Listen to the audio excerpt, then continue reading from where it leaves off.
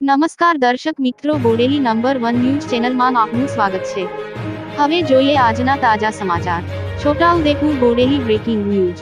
આજરોજ બોડેલી ખાતે SC/ST મુદ્દાને ભારત બંધના એલાનને લઈ આદિવાસી અગ્રણીઓ બોડેલી બંધ આહવાન કરવા નીકળ્યા।